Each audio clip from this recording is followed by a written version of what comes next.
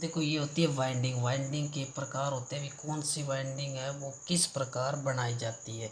जैसे क्या है, जिस वाइंडिंग का प्रतिरोध ज़्यादा होता है वो पतले तार अधिक टर्न की बनाई जाती है, और जिस वायर का प्रतिरोध होता है कम होता है वो मोटे तार कम टर्न की बनाई जाती है। जैसे स्टार्टिंग वाइंडिंग है उसका प्रतिरोध यानी कि कितना होता है, ज़्यादा होता है, इसी कारण यह पतले तार अधिक टर्न की बनाई जाती है।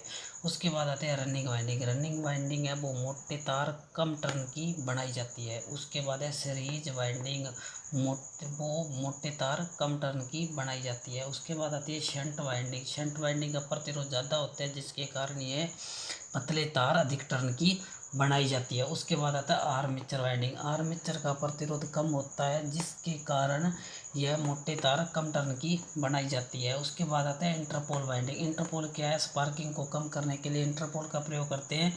यह वाइंडिंग है वो मोटे तार कम टर्न की बनाई जाती है। उसके बाद आता है एनवीसी वाइंडिंग।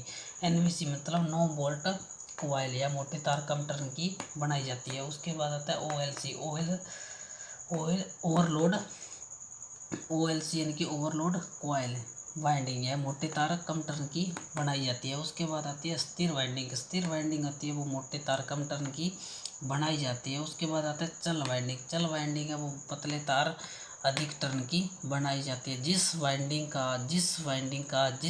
का प्रतिरोध ज़्यादा होता है वो पतले तार अधिक टर्न की बनाई जाती है, और जिस वाइंडिंग का प्रतिरोध कम होता है वो मोटे तार कम टर्न की बनाई जाती है। जैसे स्टार्टिंग वाइंडिंग है, स्टार्टिंग वाइंडिंग है वो स्टेटर पे की जाती है, और रनिंग वाइंडिंग है वो रोटर पर की जाती है। ये वाइंडिंग के प्रकार है, वे कौन सी वाइंडिंग है वो किस वायर से की जाती है।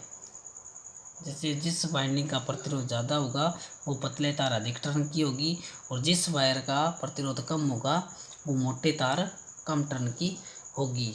ये है सभी प्रकार की वाइंडिंग। Thank you.